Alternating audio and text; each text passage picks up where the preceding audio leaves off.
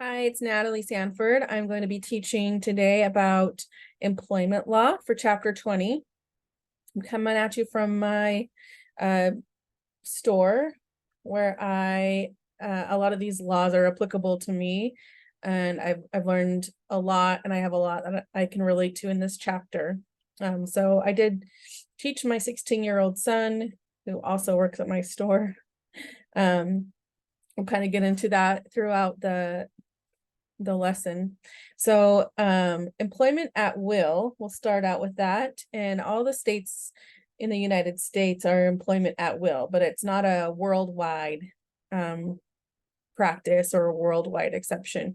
So what that is means the employee can quit anytime for any reason, and the employer can terminate the employee at any time for any reason. There are exceptions to this. Employers don't have the right to just fire people. There's a few exceptions that are going to go into that. And so we'll talk about some of those. So our contract theory says that employer-employee contracts may alter the at-will relationship, specifying termination for a good cause. So there might be factors affecting the contract alterations, including HR policies, employment duration, and work quality.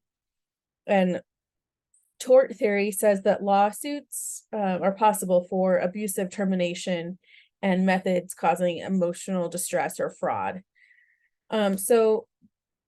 Basically, this is saying that employees who are wrongfully terminated or believe they do have some rights, and they are going to be able to sue the employer and possibly be able to receive compensation or benefits from that. But there have to be some really clear violations made in order to be able to have a successful lawsuit. So if there were some public policy violations, so that would be termination against the state's public policy.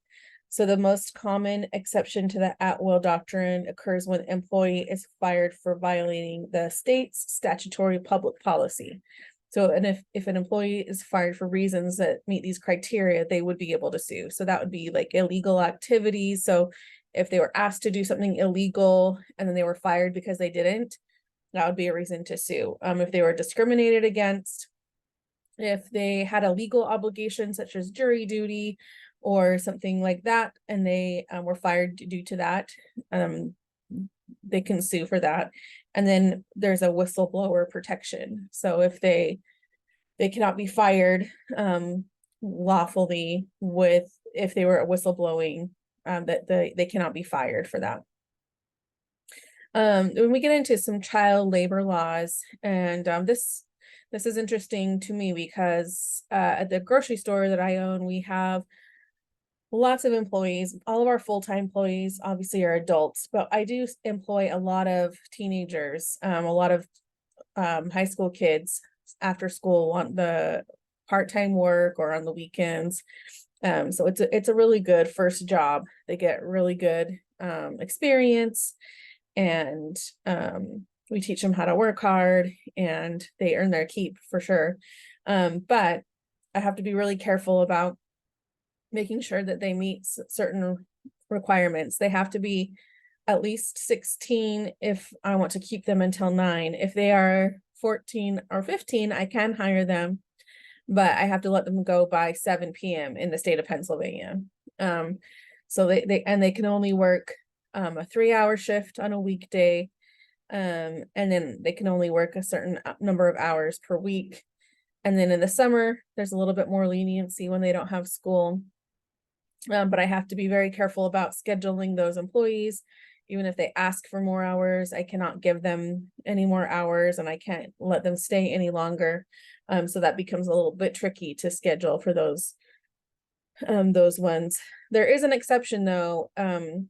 If it's my own children, then those rules don't apply. So sometimes I will have my son just turned 16, but he worked at the store when he was 15, and he was able to stay a little bit later because he's my child. But the child labor laws are governed by the Fair Labor Standards Act, or FLSA, and it just protects children. It specifies what kind of work they can do, the hours they can work.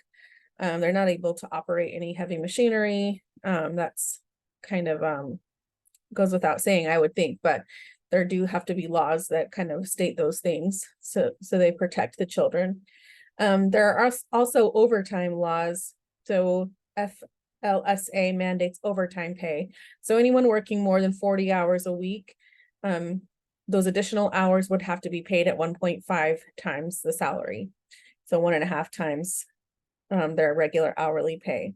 A lot of companies will get around this by hiring independent contractors because they are not required to pay overtime for that.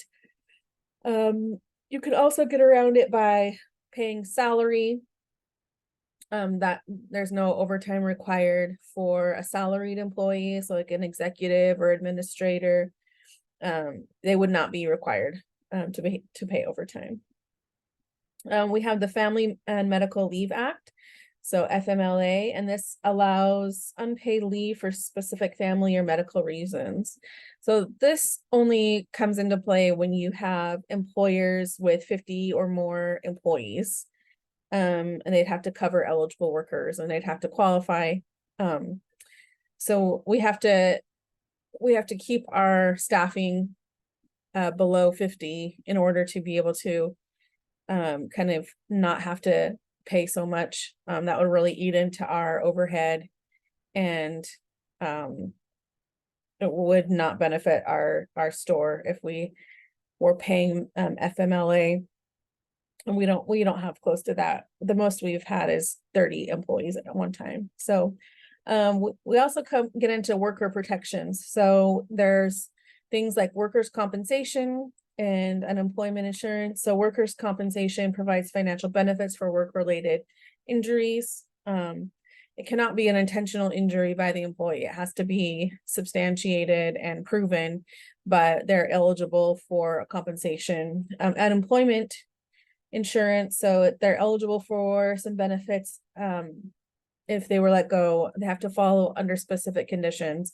I do have an employee that recently left the job.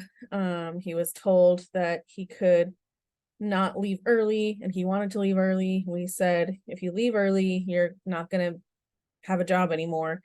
And he left anyways. And so he tried to file unemployment through the state, and we had to just file all of our side of the paperwork and said, nope, he left. He walked out for the job. He no call, no showed on half of his shift. So eventually he did win, and we decided not to pursue, further legal actions. It just wasn't worth our time and the money. So because he was not a full-time employee. So we get to the next one is Social Security disability, and these are benefits for those unable to work. So they are really, really rigid on paperwork and really requiring very specific criteria to be able to qualify for that. That's if you physically cannot work, you can qualify for disability. And then Affordable Care Act mandates medium and large companies to offer health insurance. This is again a 50+ employee thing. So if you don't have more than 50 employees, you do not have to offer health insurance. We are looking at, as a benefit, because we want to be a good employer, we're looking at offering health insurance. We're going to see if it's something that we can afford, but we are not required to offer that. And then the last thing we'll talk about is our privacy in the workplace. And so this balances out supervision of employers with employees' privacy expectations. So generally, employees have no expectation of privacy at work. So the employee is monitoring all of the equipment at the job. If they are sending communication, emails, phone calls, text messages from their work equipment, it's expected that those will be monitored. Personal communication may be protected if employees have a reasonable expectation of privacy. So we as employers are not entitled to just be able to see somebody's personal phone that we don't pay for. So if they were texting somebody on a break, I can't demand to see their text messages if they're not on the clock. And I can't even demand to see that even if they are on the clock. It's not my right. I mean, I can discipline, for other things like not following our policies, but I don't get to, I don't have the right to look at their personal and private communications. And that's gonna wrap it up. This was a really amazing week of useful content. Thanks so much.